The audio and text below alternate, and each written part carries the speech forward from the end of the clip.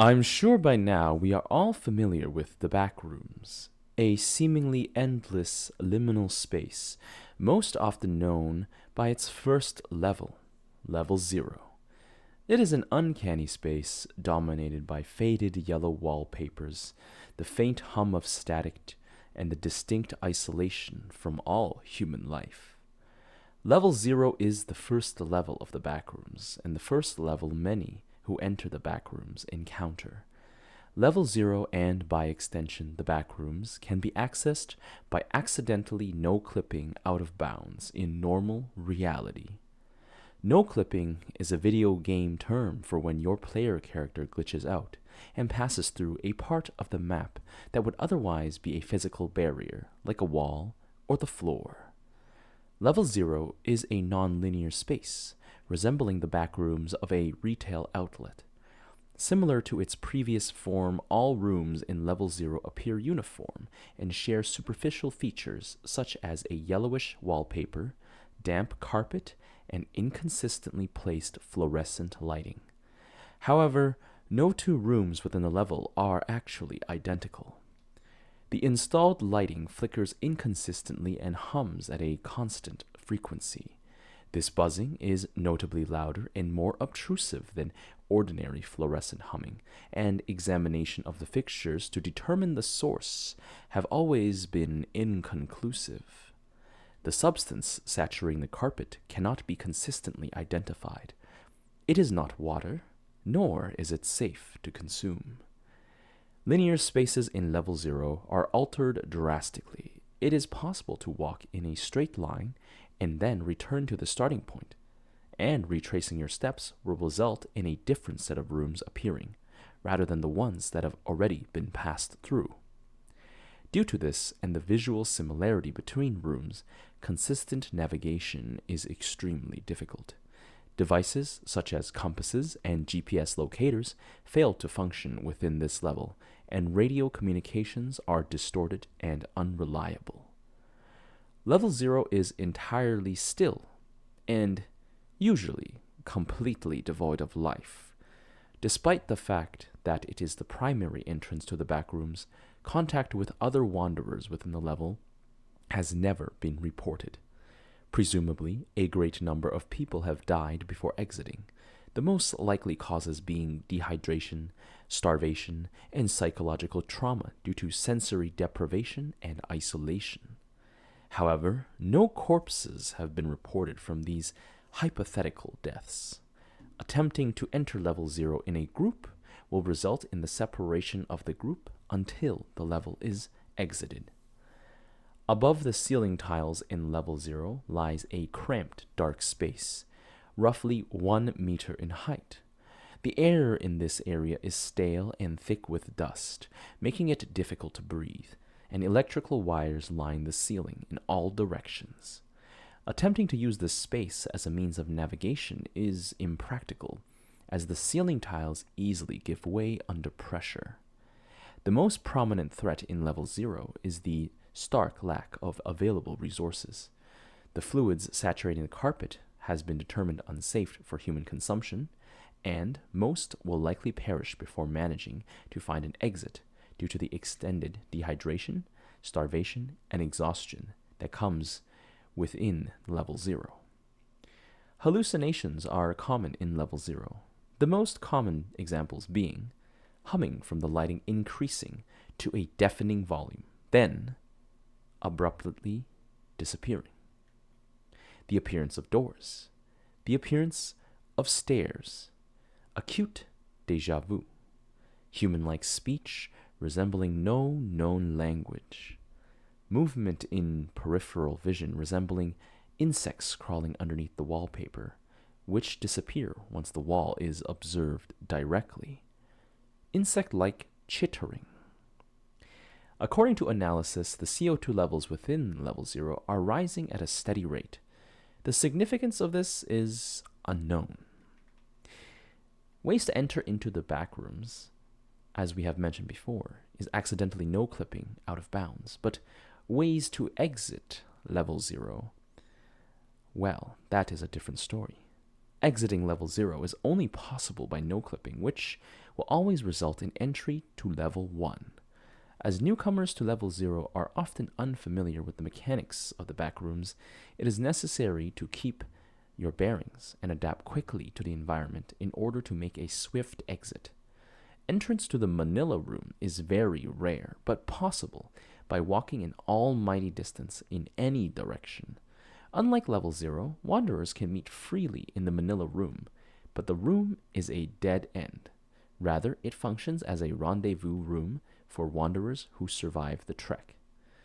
Additionally, documentation from the MEG can be found in the Manila room, assisting newcomers in survival and escape.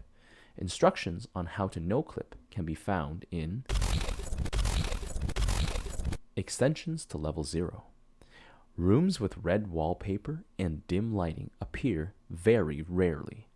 These should not be approached or entered. The red room bears great similarity to their parent level, Level 0, although some key differences set them apart.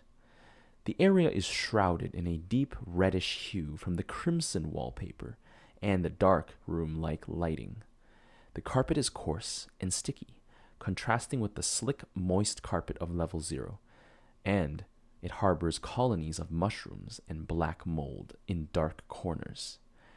Radio communication in the area is as unreliable as in Level 0, and the longer a subject stays within, the poorer the quality of communication will become before halting entirely. The MEG have documented 3 instances of field agents falling victim to the red rooms, none of whom were seen again after their radio communications deteriorated. This evidence suggests the rooms are extremely difficult or impossible to escape. During these short-lived MEG communications, the area has been described as viscerally uncomfortable and generally distressing to exist inside of. Affected individuals report feelings of disgust, despair, and paranoia, as well as feelings of claustrophobia. These strong emotions compound the stress with which often comes the sudden break from Level 0's monotony. These rooms are not to be approached or entered. If spotted, turn the other way and do not attempt to enter them under any circumstances. After one has entered the red room, there is presumably no chance of exit. The following account is a first-hand account acquired from the memory fragments of an unfortunate individual who entered the red room.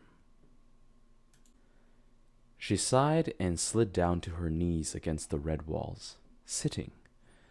She was exhausted, having tried every method in the book to get out of this dark room-esque nightmare. What was there left to try? It feels like she had entered this place hours ago. She had been walking again in Level 0, a common destination for her. It was a place where, by nature, nobody could disturb her. A place where the buzzing of lights calmed her stormy mind. Silence deafened her, but this uniform noise was tranquil. Unfortunately, it only took her one wrong turn to find herself robbed of these comforts.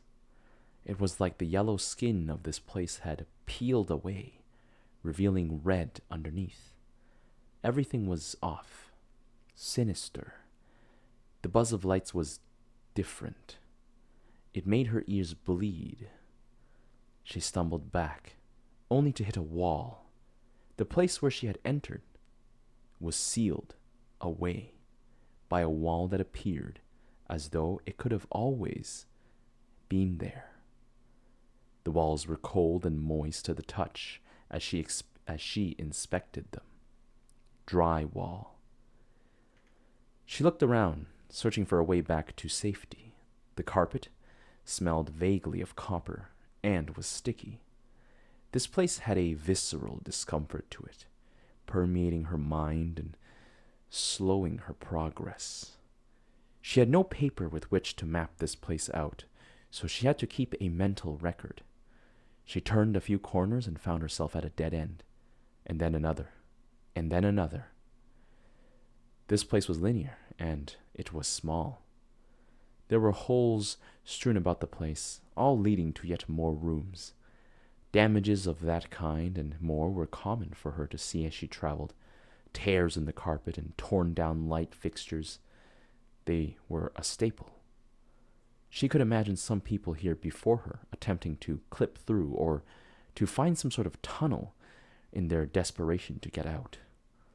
She pitied them, but her own hopelessness was beginning to drag and settle in. One notable item of decor was a tally inscribed into one of the walls near the beginning. Currently, the tally amounted to 74.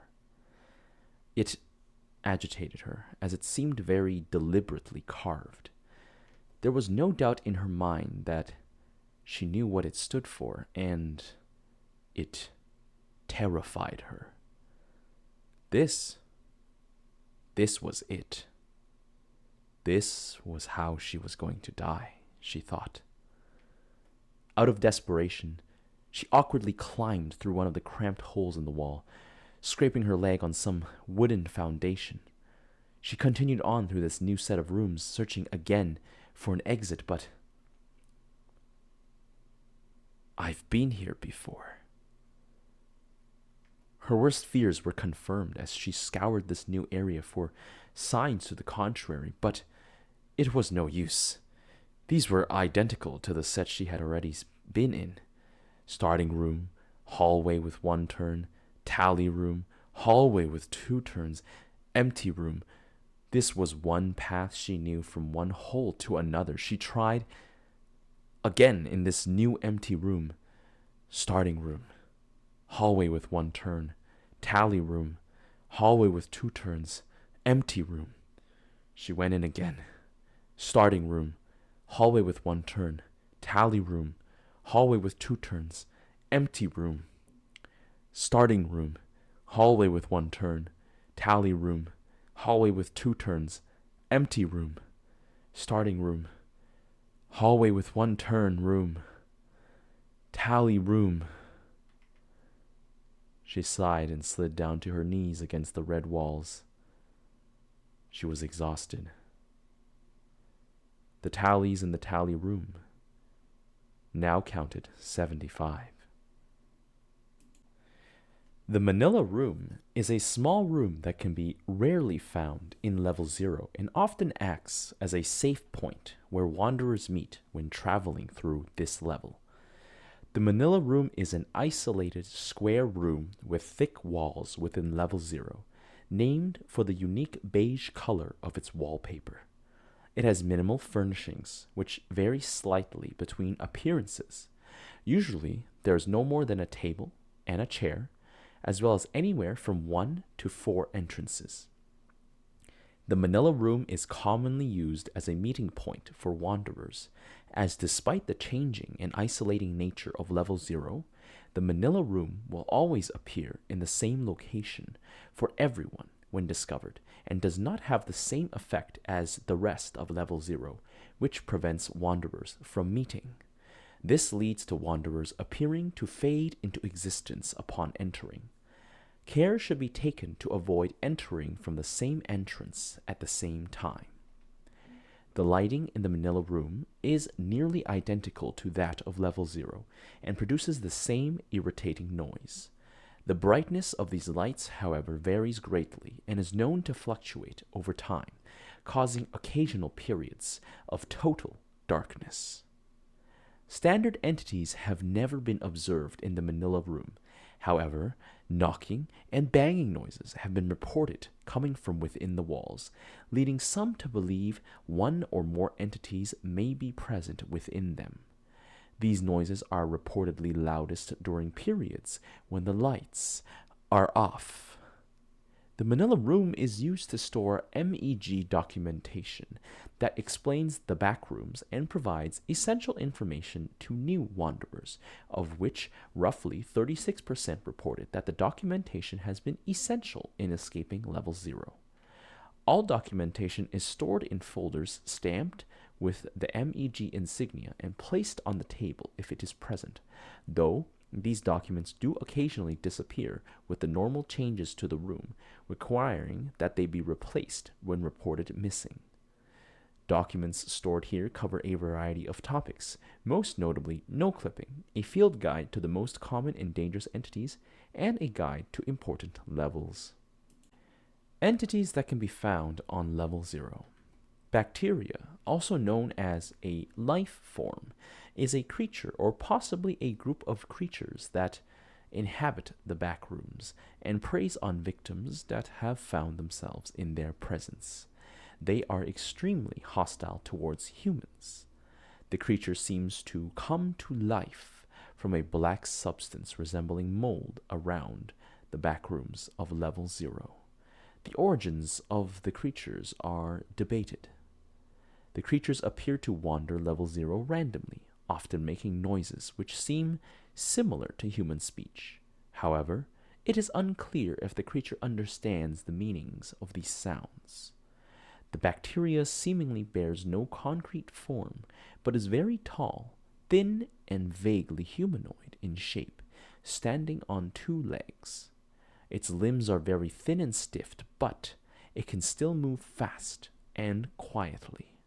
The arms reach the floor, and it has long, thin fingers, which its legs are relatively short and lack feet. A cable-like string wraps around the body and legs. Despite this appearance, the monster is actually very strong and can easily lift and do considerable damage to a human.